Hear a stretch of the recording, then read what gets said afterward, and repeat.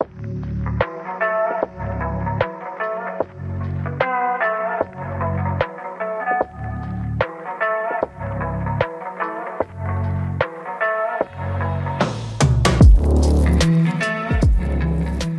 up, everyone? Welcome to our first episode of Sip and Sports. I'm Dave. This is Chris. How's it going, everybody? Welcome to the first episode. Today, we're going to give you a little intro on kind of our background in sports, our history, give you a little bit of information on what we've done before. Then we're going to go into our beer and seltzer review, first one ever. And then after that, we'll dive into a little bit of the March Madness analysis, tell you some teams that we like, who we think could make a run at it, and then we'll finish up with some recap on our sports picks of the week, and that'll be it. So to start off, Dave, give us a little intro on kind of your sports background, and we'll go from there. Yeah, absolutely. So I grew up playing about pretty much every sport, kind of like a lot of kids did, from basketball to baseball, soccer, and a little golf here and there. I would say my favorite sport by far was definitely baseball. Played that in college at St. Mary's. Still love to play baseball, beer league, softball, as well as golf with the fellas. So pass back to Chris to talk about his favorite sports growing up.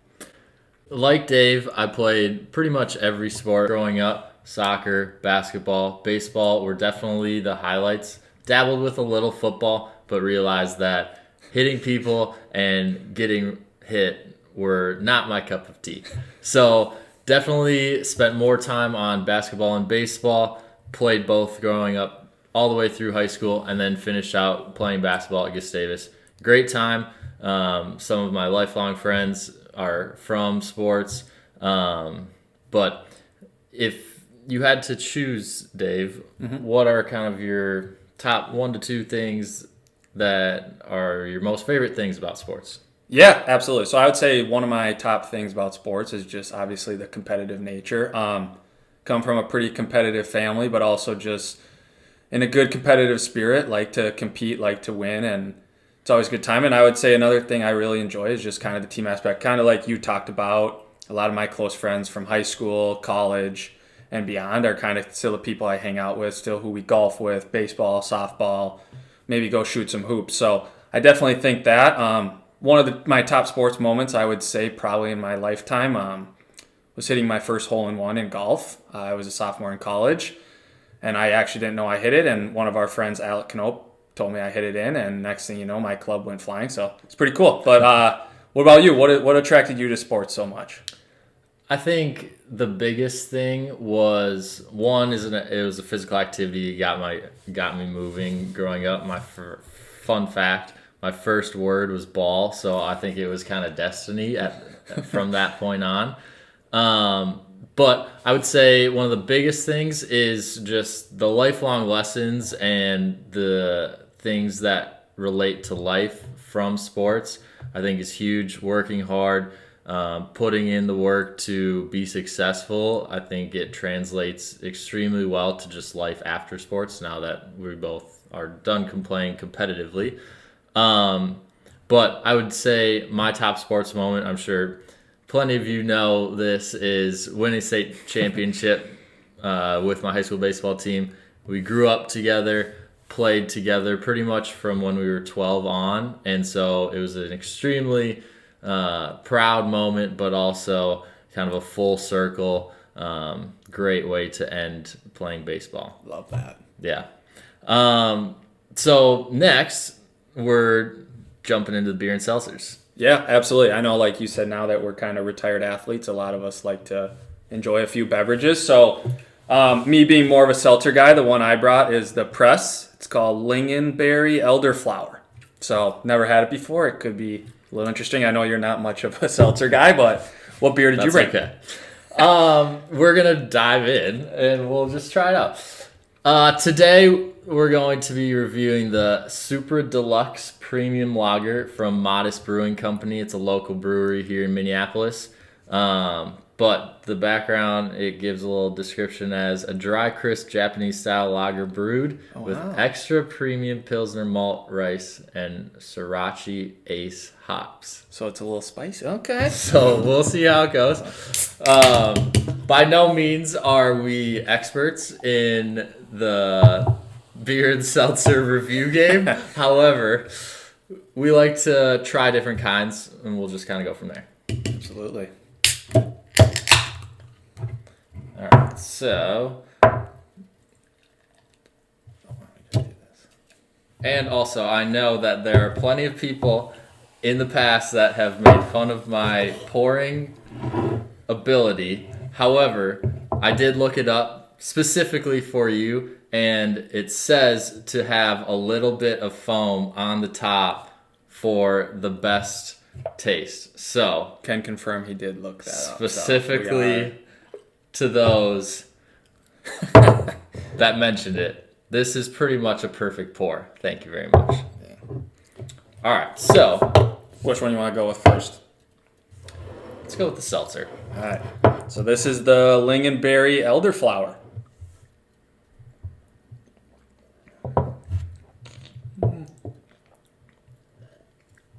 It's not terrible.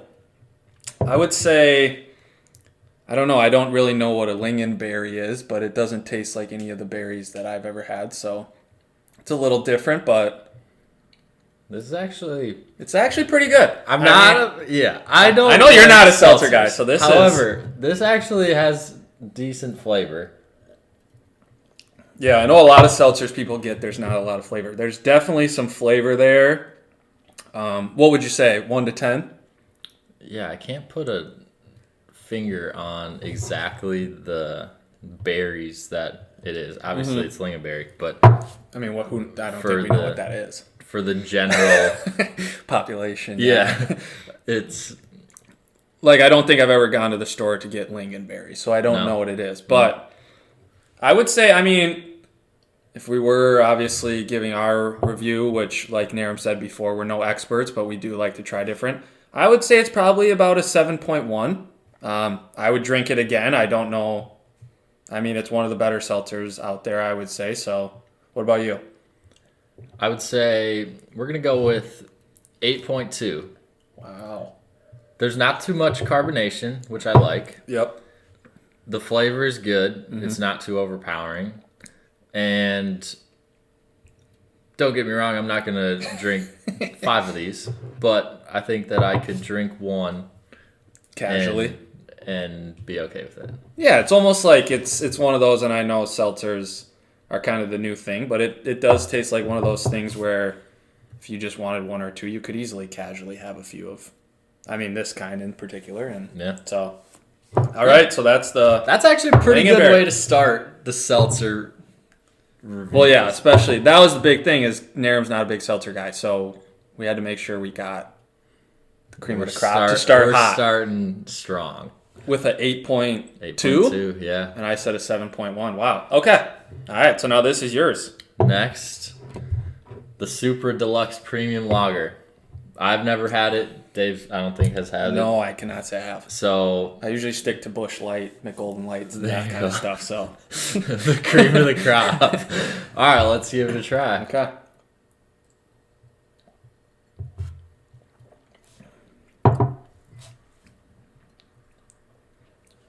Okay. It's a Japanese style lager, huh? Yeah. What's your first impression? I mean, definitely tastes like a brewery beer, obviously coming from the brewery, but I definitely think it's one of those that it's kind of similar to what we talked about with the seltzer, I would say, for my sake. Like, I could drink 1 or 2. It's more like, hey, we're at a brewery playing cards with some friends. This is something I could drink. Not too dark, pretty light. I mean, that's kind of, when I look for beers, particularly, kind of my cup of tea, so. Yeah. Yeah, I would say it's not too strong or overpowering in your mouth. It's easy to drink. And like Dave said, I think that I could drink 1 to 2 to 3 at a brewery and feel pretty good Right. about drinking them. It's not going to hit you in the stomach or anything like that. Yeah, it doesn't fill you up. It's kind of lighter, so it's definitely, I think, from our experiences drinking, it's more of our cup of tea for sure. A in typical that ale. lager. Yeah. So I mean, what's your review? What would you say? Ranking or rating wise, we're gonna go with a. I think we'll go with a 7.1. It might not be my favorite beer. It's easy to drink, but I feel like there may be others could that I could drink it a little easier. If I got two at a brewery, there's probably some that I could drink a little easier, one to the two versus with this one. Yeah, What do and you think? I agree. I mean, like I said, it's definitely the brewery beer, but like you said, definitely could have 2, 3, and be perfectly fine. You can't. It's not like it's pretty light. So I would say a 7.5. Okay. I did enjoy it. I think it's pretty good. I mean, I've never really experienced a lot of lagers, and I don't know about this brewery, but from what I just tasted, it definitely tastes like something that I would get at a brewery for sure. Okay. So, It's a pretty strong start, I would say. yeah, some would say we might have peaked Yeah. a little too We're early, peaking but at the beginning. they're not all going to be like that. That's for sure. Yep. I'm sure there will be plenty that we can pass on. Yeah, there'll be that. plenty that we take a sip and put it to the side for sure. All right, everyone. So now that we're done with the beer and seltzer reviews, we're going to jump into the world of sports betting. To start, we're going to give a brief overview of what sports betting is, some common ways to do it, and then as we move forward, we'll get a little bit deeper into some other ways that you can do it. So to start, Dave, hit it off. Yeah, absolutely. So there's three different ways. Well, there's a lot of ways, but the three main ways are you can do money line, you can do over unders, and you can do spread. So the easiest one is just the money line one, which if you just basically pick a team to win. So if your team is heavy favorites, the odds will be a little bit less, but you're just picking a straight up winner.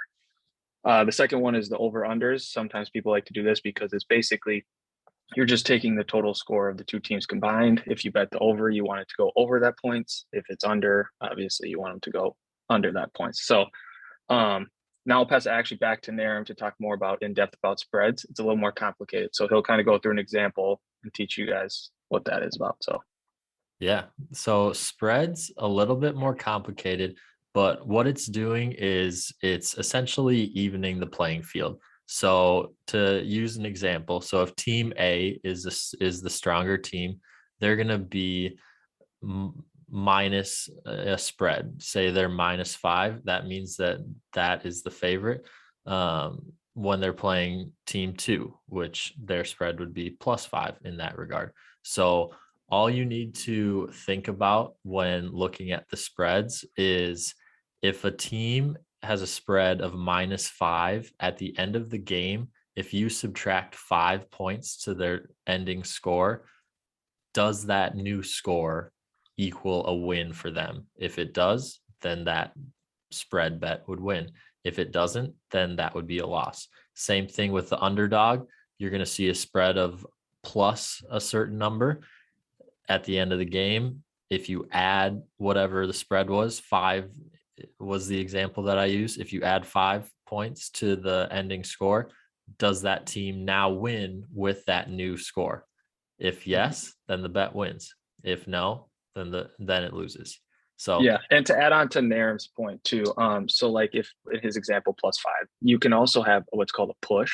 So it's giving you this buffer of 5 points. And so let's say the final score is 50 to 45. You would technically push either way. So you wouldn't make any money, you wouldn't lose any money, vice versa. But and also there's also half points, I guess. So it could be 5.5. That's a little more complicated, but that just means that you need them to essentially win by 6 or more or lose by 6 or less. So that was what Naram was talking about there. yep, the half points essentially take out the ties or the pushes. Yep, absolutely. Perfect. So hopefully that gives you a little bit of an idea of some common ways to sports bet.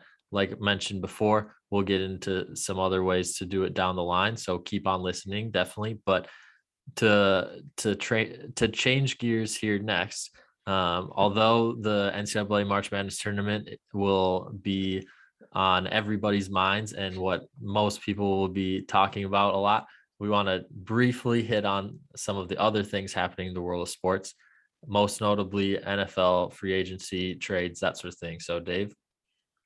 Yeah, absolutely. So I think once March 1st hits, a lot of people are very interested in, like Nair said, March Madness. But following the NFL and trying to tracking it, I know a lot of people are interested in that. So I think a big thing with the free agents is like Tom Brady's back. I don't know if anyone really saw that coming, but I think probably saw Aaron Rodgers come back and kind of wants to put it back to him. And there's been a lot of other free agents, Kirk Cousins coming back to the Vikes, good or bad. That's just kind of how we're going to deal. So a lot of people are getting a lot of money, but it should be an interesting offseason for sure. I think a fair amount of people thought that Brady was going to come back. Especially not after not winning the Super Bowl. I think it was like one of those, hey, I'm going to take some time off because recover and maybe see if I can handle this, but he's built for the field. I mean, he just has to be. It's just weird to even think like he won't play. Like in our lifetime, he'll retire. Like we've only known when he's played as long as almost we've been alive. Yeah. Just crazy.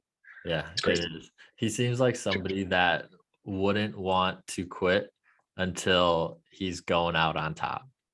Yeah, 100%. And I think, I mean, maybe it could be a year. I know obviously he's probably going to sign year contracts or whatever he's going to sign, but I think, yeah, if he goes out on top, even then, I think it's just still one of those things. Like you have to drag. Do you think he would come back if he wins the Super Bowl? Actually, yeah, probably not to play, but I think he'll be part of a coaching staff or some kind of. He'll stay around football forever. I mean, he has an amazing story. He has a lot of background in football, so. But he's played in the league for so long, like you mentioned.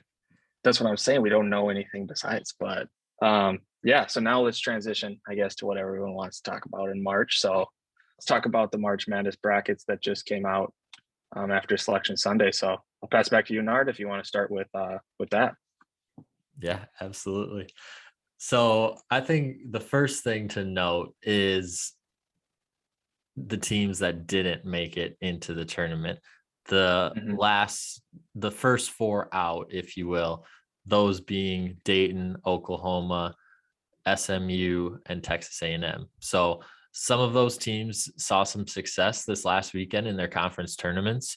I think that it was clear that this last weekend didn't make a huge difference in the seeding or specifically those teams. I mean, you saw Oklahoma win in the Big 12 tournament, not all the way, but they got it done in I think it was one game.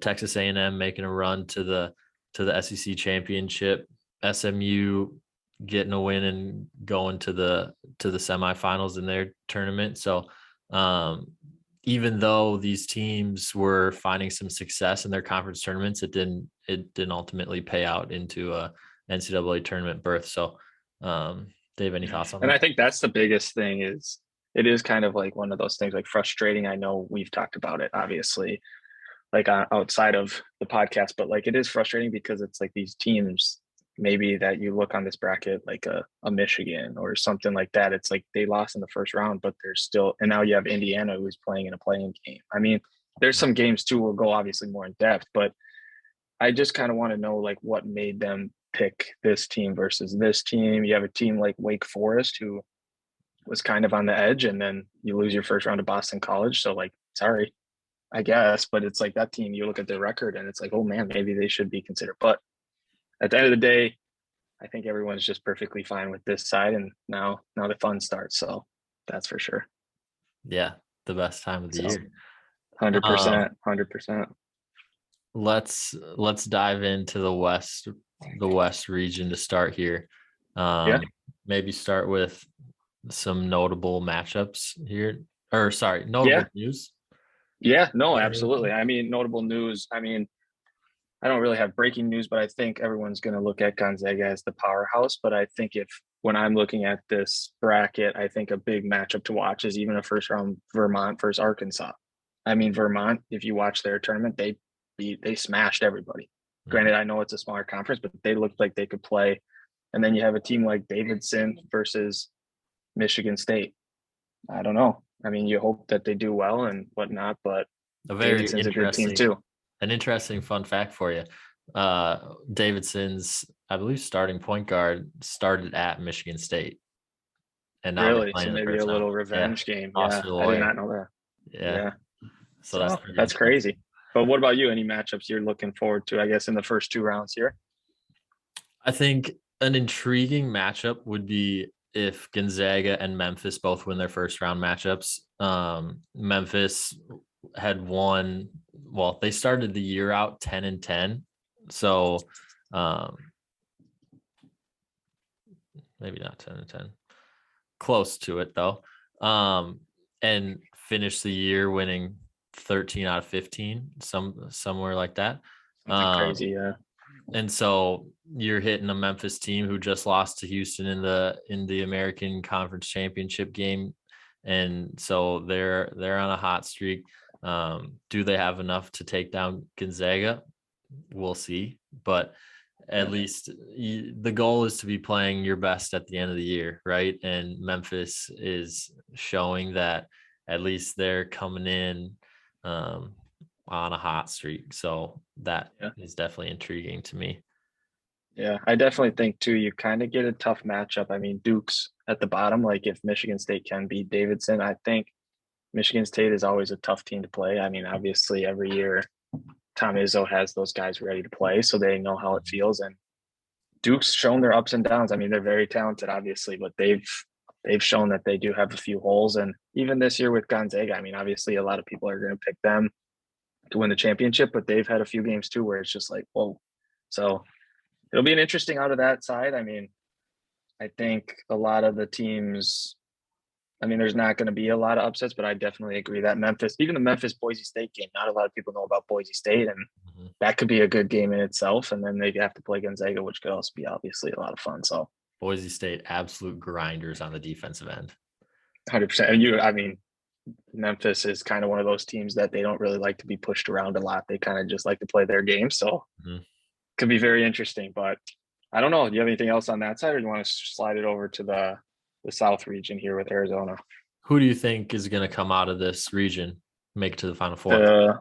The Gonzaga region. I think I don't know. It's tough to bet against Gonzaga. I do truly think, but I think if it was to pick a team, I think you got Texas Tech, who's been a tough team. They beat some pretty good teams, but I would probably say it's going to be Gonzaga. I would say Gonzaga, Texas Tech in the Elite Eight to go to the Final Four. I like so. this. What about you? Who's your house call on this bracket? I mean, it's just so hard. You look at Gonzaga and you're like, dude, it's Gonzaga. I mean, dude, that's the team. It's tough. Right? It's tough to go against Gonzaga. I mean, do I think Memphis could give them a run for their money? Yes. Do I think that they can ultimately win that game? That's a different story. I mean, I'd love to see a Texas Tech Duke game in the Sweet 16 to go to the Final Four, or sorry, to go to the Elite Eight. But Elite Eight, I like what you're going with, the Gonzaga Texas Tech.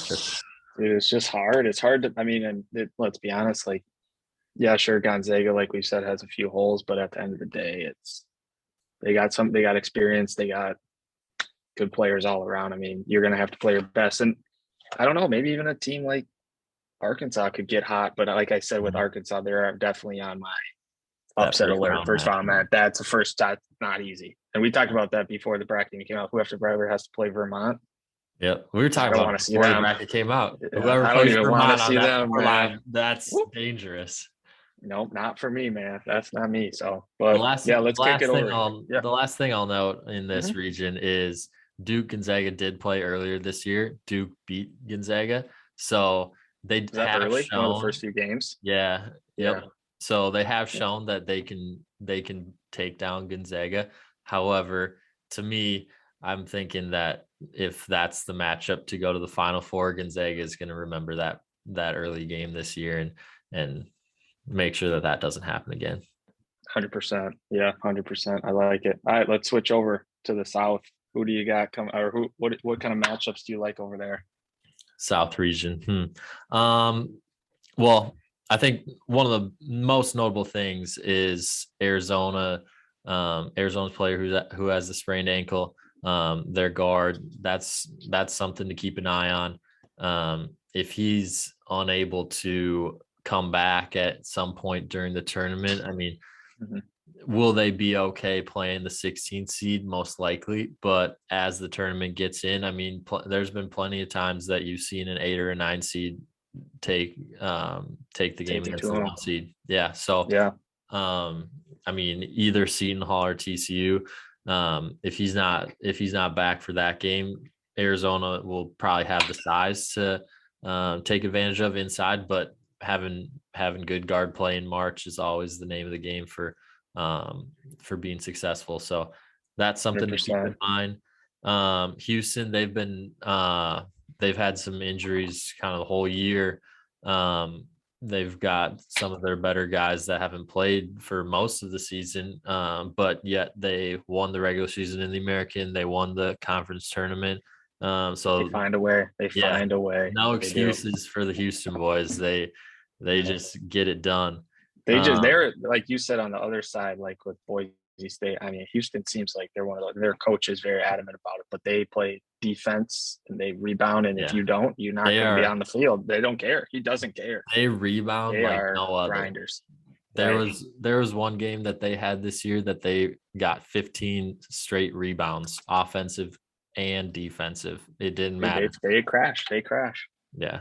crash those boards. So I mean, I agree. I Um, agree with you there. I think though, I'll say this, and I think it will be a very fun game to watch. But then, unfortunately, you have to play Arizona. But that play-in game with Bryant and Wright State is going to be fun to watch. I mean, I know people saw what that point guard Peter Kiss did last game, and he's a fun player to watch. But I don't know, like you said, once you go up against Arizona, it's just when yeah. you have five guys like that, it's tough. But I do think a very interesting point of topic to talk about on this side, and I know you're pretty adamant, is Michigan being the 11th seed. I mean, Mhm. they had, I mean, they were preseason ranked to be elite, and they were not elite. Let's just be honest with each other. They were not Yeah. very good, and to get an 11 seed, so good Colorado State team for sure. So I think that'll be a good matchup. And then I, I don't love to see it, but Loyola Chicago versus Ohio State, that's also going to be a good matchup, I think. But Sister Jean, I don't know. I don't know. She gets it done. I She don't gets it done. I like him. I like it. Ohio I State like has it. been a confusing team to me. It seems like they are so up and down. I can't put my finger on if they're actually a solid team or not.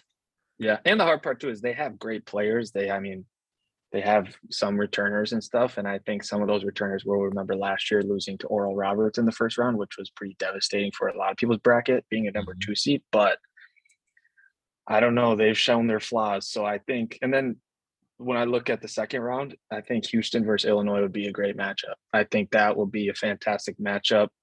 Winner will probably go play. I do think Arizona. I think Arizona will have a tough matchup against Seton Hall TCU, but Houston, Illinois will definitely be on my radar, 100% to watch when you have an Illinois team with Kofi Coburn at the low, but you have a bunch of grinders in Houston that they don't care. So Yeah.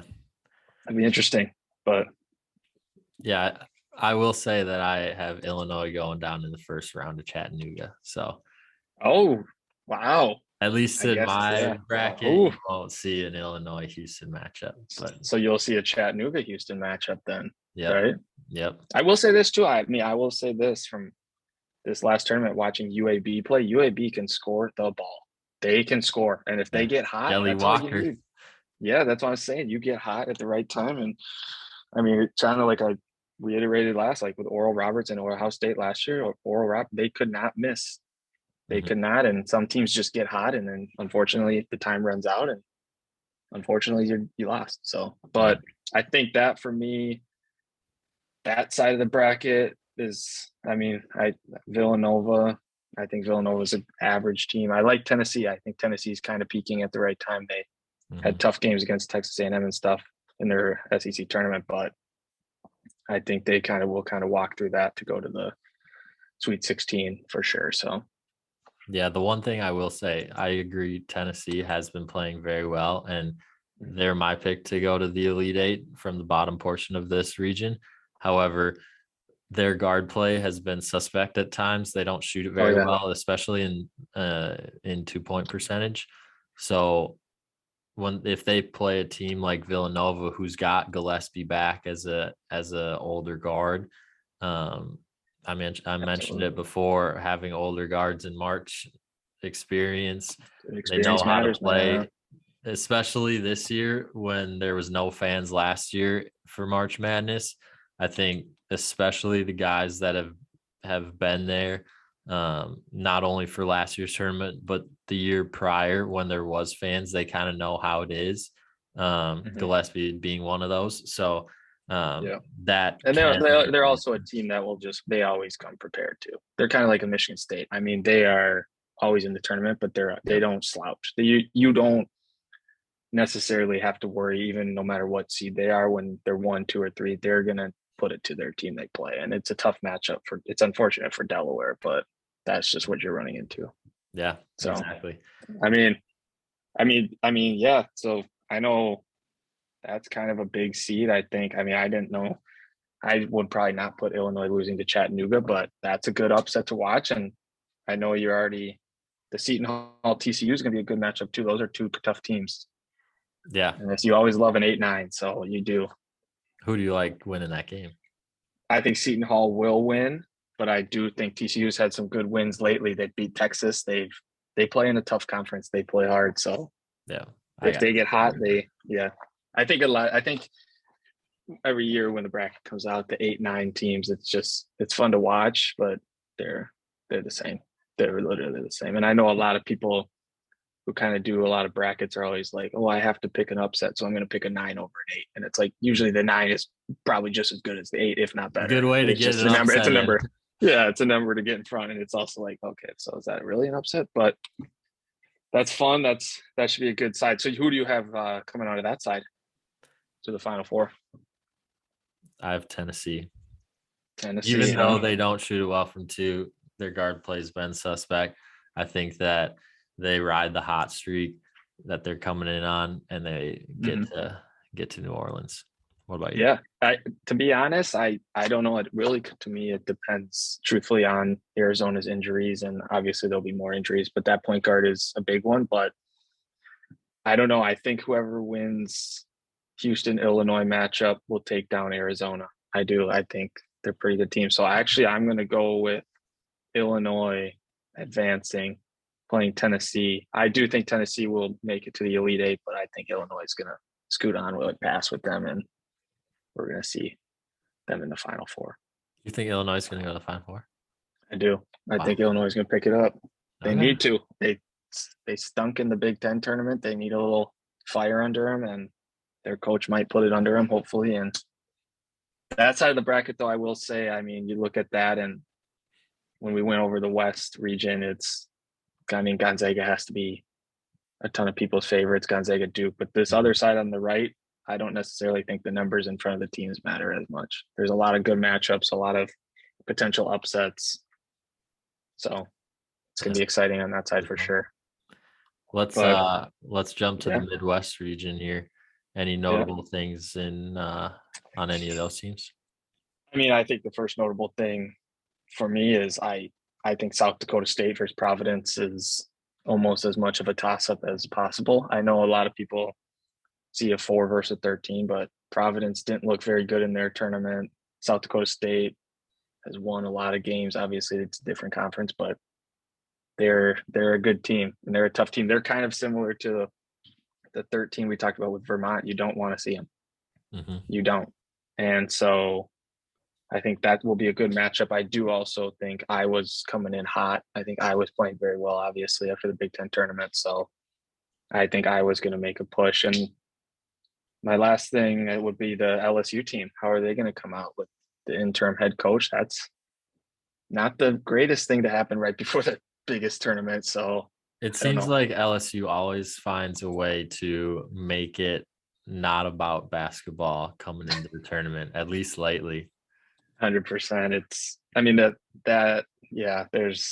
Then they'll have a second. I think that if they do beat Iowa State, who I do think is a good team, I think Wisconsin's a good team.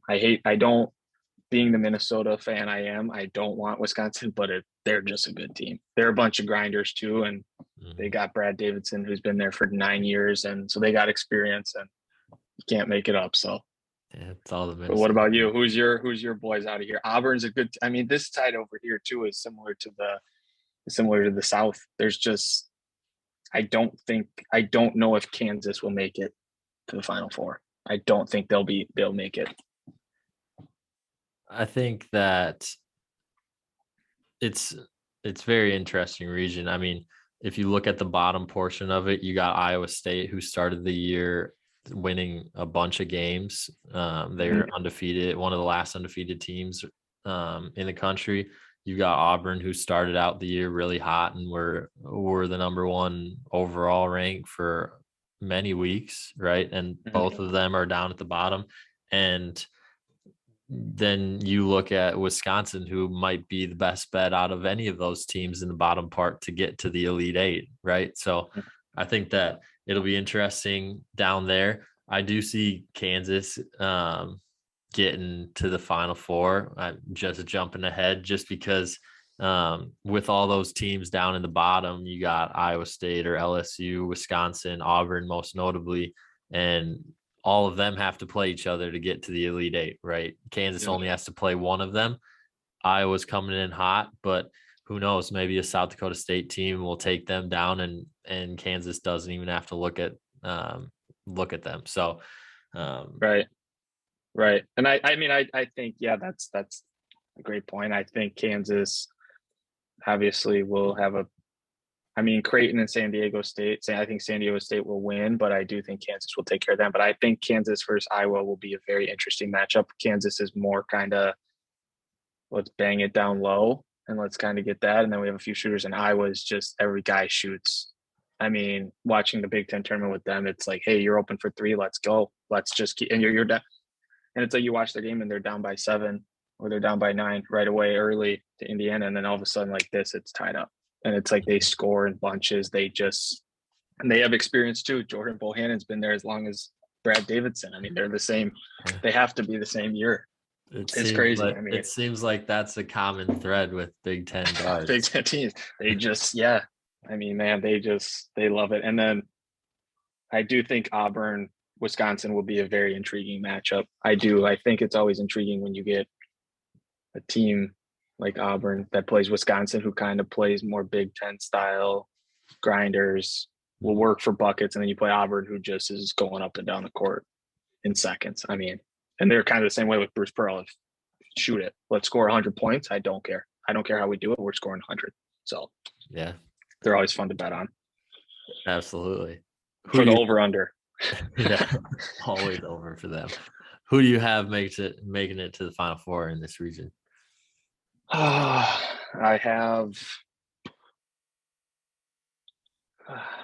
think I'm going to go with Iowa. No, I'm going to go with Auburn beating Iowa. Okay. Auburn beating Iowa to go to the Final Four. I think Iowa will have a tough matchup. Like I said, I think Iowa will have a tough matchup against South Dakota State. I think South Dakota State will pull that off. I think a lot of people, that game will be very interesting. Iowa. No, South Dakota State being Providence to face Iowa, and then Iowa. That's a tough matchup for Iowa, but I think it'll be a good game to get them rolling before they take on Kansas, for sure. So, what about you? Who do you see coming out of this one? I like Kansas. I mean, I think Iowa is playing well right now. However, how long will it last? We'll see.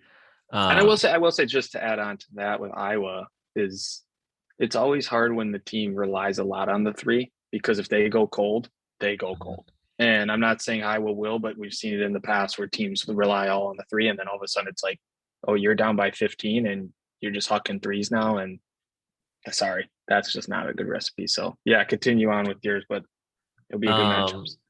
I think Kansas has the veteran guards and the inside presence with McCormick there to take care of that. But I see them beating Wisconsin to go to the Final Four. So good. I think a lot of Minnesota fans will like that you had the. I mean, it's even if I thought Wisconsin was going to make it to the Final Four, I can't pick it. I can't. Yeah. I mean, you could pick them a few games here and there, and maybe put them on Sippin' Sports Twitter just so we get a few picks here and there, but I can't make it Maybe. go that's just too much for me. Maybe. But all right, do you want to pass it over to the East, the final region? Then we can kind of go through other matchups we like throughout the tourney. Yeah, let's do it. Let's see. I think Baylor being the 1 seed, it made sense based off of the results of the other conference tournaments. I think everyone was waiting for Kentucky to potentially win the SEC championship and take that last 1 seed, but I think it works out with Baylor and Kentucky both being in the same region that it works itself out. Yeah, they're One's kind a of 1 and one's a 2. interchangeable. Yeah, right. It's Yep. like 1 and 1A, like you always say. Yeah, 1 and 1A. Yep, exactly. I think I will be honest, I did not hear a lot about Marquette really the whole year, and they can't come in as a 9 seed. Yeah, I think when we heard a lot about them early because they started hot too. Um, but this matchup with North Carolina, I just don't. It's kind of one it'll be a good game, but I'm staying away from that. So Yep, I agree. I think one thing to look at is the playing game, Wyoming, Indiana. If Indiana is able to win that game, I mean, we've seen it plenty of times before where the team that wins the playing game also wins that matchup against the 5 seed. I could definitely see that happening, especially Indiana coming off a good showing at the Big Ten tournament. And so beating St. Mary's, I think that's something that could definitely happen. Texas is coming in off of not kind of skidding to the end, if you will. So I think Virginia Tech's going to be a pretty popular upset pick for the first round. And then I know we talked about it before, Murray State and San Francisco pitting the two smaller programs against each other for the right to most likely face Kentucky. So seeing that matchup is unfortunate, but only one team can go on. So what about you? Any teams or matchups? yeah, I mean, I think Baylor's a pretty good team, but they've kind of, I wouldn't say been playing their best basketball going into the tournament, which doesn't usually affect the 1s and 2s. Usually they kind of figure it out. But I think Kentucky's a good team. They're always usually a young team. But I do think that San Francisco Murray State will be very interesting. I think San Francisco is a good team. Mm-hmm. They obviously play in the same as Gonzaga and St. Mary's, same conference, but they can shoot it a little bit. I'm surprised you didn't mention your favorite team, UCLA, there. I think they'll unfortunately walk through my Akron Zips pretty easily and kind of go from there. And a lot of people forget UCLA was supposed to be, they were top 5 team to start the year. They were on a lot of people's radar to kind of walk through this year and be a number 1 seed. I know a lot of us have talked about that. So I think they're a very good team, and they always usually show up around this time of year. So, and I mean, I do agree with you on the last part of Wyoming, Indiana. I think I'm kind of hoping Indiana wins because they're fun to watch too. They have Trace Jackson Davis down low, who kind of seems to just bully people, and it's fun to watch. And they gave Iowa a run for their money. So could they give St. Mary's too? I definitely believe, and it'll be interesting. I just really hope that they kind of take it to them. So I will say for me personally, out of this bracket, this side, I think Texas will lose early. I could see that for sure happening. And if going out on a limb, I think it could be UCLA versus Purdue to go to the Final Four. And I think I'd pick the Boilermakers probably, but it would be a toss-up, to be honest. I like watching UCLA play for sure. Yeah. Yeah, UCLA had a tough year. I mean, they had a COVID pause and they had a bunch of injuries that they had to deal with. So it seems like they're healthy. I know that I put it out there into the Twitter world that they were my pick to win it all. Early. Yeah. Before the season, I made sure to put it before the season started. Do I think that's the case now? They're not where I thought they would be at this point of the year. However, they had a pretty good showing in the Pac-12 tournament, losing to Arizona, which obviously is one of the 1 seeds. So I think that they could make their run. I also have them going to the Elite Eight, but I like Kentucky to go to the Final Four in this region. I think their second round potential matchup with Murray State would be challenging. I mean, anytime you see a 30 in the win column, I think there's only two teams in the whole field that have the 30 wins in their win column, and that's Murray State and South Dakota State. So Murray State, they've won plenty of games this year. They know how to win, and so they won't be scared of coming in and playing their so-called big brother in Kentucky. But I think Kentucky's too talented and too skilled to not make it far, and that's why I have them going to the Final Four. Yeah, I definitely agree with Kentucky. I think Kentucky always seems to have the best recruiting class, always these young studs that come in, and a lot of them usually go to the NBA or whatnot. But I do think it's something to be said with Murray State. They're grinders too, and they just said they don't really care about that you're Kentucky. They're going to play hard no matter what. So that will be definitely a very intriguing matchup. But I don't know. I think yeah. It did seem like I think their conference tournament was the first one to finish. So it'll be So they've had some interesting to time off. see how that longer pause compared to everybody else will be how it will go.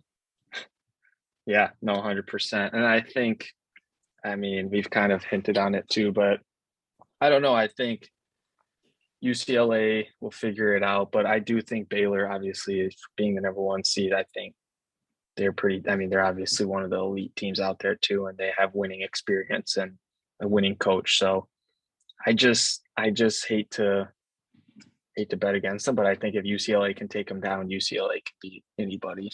And they've shown that even last year showing this. So what about any picks that you think could make it that are a little bit lower, let's say on the bracket, let's say about maybe 6 or less or 5 or less, ranked 5 or less, that could kind of make a push to the Final Four on any of the bracket or any of the regions, I guess? The Final Four. Or Elite Eight, I guess you could say. Elite Eight, Sweet 16, kind of just get past those first 2 rounds, because being that high, I guess, on the number, you have to upset, quote unquote, upset a team. Right.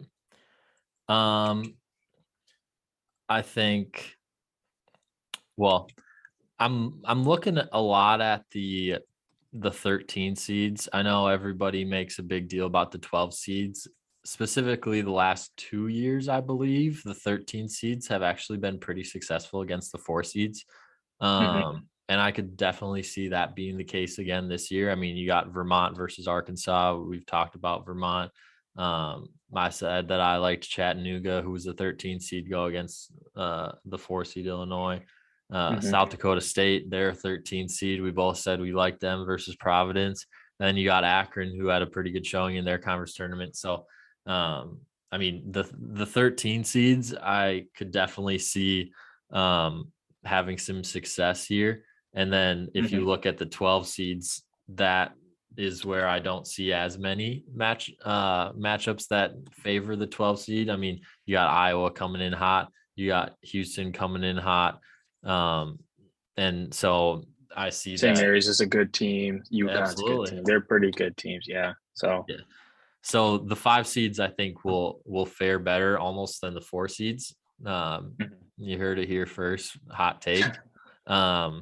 But in terms of teams that I could see getting past the first 2 rounds, maybe a little bit lower seeds, maybe Indiana beating UCLA. I don't want to say it, but they could potentially get past. I actually have North Carolina beating Baylor in the second round there. So that's a potential team that could get to the Sweet 16. That's a little bit higher. That was in the East. I think in the Midwest, more chalk. I like Iowa into the Sweet 16, but Kansas and Wisconsin is tough. Yeah. So it's a tough team. Other than a few random matchups that get to the Sweet 16, I think it will be a lot of 1, 2. I like a lot of the 3 seed teams to get to the Elite Eight, and then maybe a 5 or a 13 seed getting to the Sweet 16 and then losing before getting to the Elite Eight. But not too many overall, like much lower seeds getting deep into the Final Four. No, and I definitely agree with the 13 seeds. I mean, you look at these 13 seeds, and all 4 of them won their conference. Granted, it wasn't a big conference, but it always happens that way. So you win your conference, you're doing something right. I mean, you're doing something right. You're riding some momentum, and like we've said, South Dakota State's been on our radar for a while. I will say the 113 I don't really love is Akron, just because UCLA is one of those teams I think that could dominate. But I will say, when you look at the rest of the bracket, kind of like you said, I mean, I think Texas will go down early. I think they'll potentially lose to Virginia Tech early. North Carolina's a good team. Michigan State's a good team. So, and like you said, back to the 13th. I mean, Vermont, we've talked about them a lot, but they're good. And Arkansas, they're very good too, but they've shown a lot of flaws. So I think there's just a lot of teams that could go. And then my one sleeper, I guess you could say that's a lower seed to go pretty far, would have to, I mean, Iowa's a 5, so they're not necessarily a sleeper, but I think, like you said before, could Memphis beat Gonzaga? I don't know. I think everyone wants to take down the number ones, and especially the number 1 overall team in the whole bracket. That'd be pretty cool. It could happen. And mess a lot of brackets up. That's for sure. So, yep. I would be remiss to not mention my boys from Montana State, the Bobcats. Although I don't like their matchup with Texas Tech, it's tough. Not at all. It's a tough matchup. However, they're coming in hot. I mean, they won their regular season conference championship. They won their conference tournament to get in. So I'll be cheering for the Montana State Bobcats. Do I think they're gonna win? Probably not, but I'll be cheering my heart out for them. It's too bad that they're not the 14 seed on the Wisconsin side and could take down the Badgers right away. That'd be pretty cool. Then I'd really be cheering for them. I know. That's the thing though. There's a lot of teams in here. You can kind of make a case for a lot of these teams. And let's be honest, every March, all it comes down to is if you get hot. Absolutely. If you're hot at the right time, if you're playing well. So that's what it's crazy. about. It's exciting though. All right, David, any final thoughts on the bracket? No, not really. I mean, I'm excited for Thursday, excited for this weekend, first 2 rounds, and then next week we'll chat more about Sweet 16 and see how we fared and kind of go from there. So it'll be exciting. Absolutely. All right, everybody. Well, thanks for joining us. First episode of Sippin' Sports. Follow us on Twitter, Sip and Sports. It's where we tweet our daily picks. Yeah, so that's where you can kind of see where we also do money lines, over-unders, spreads. You can kind of get the gist of it if you want to get familiar, but we'll put out daily picks on that too. So all right, y'all. It's kind of our hub. So I appreciate it. Peace. Peace.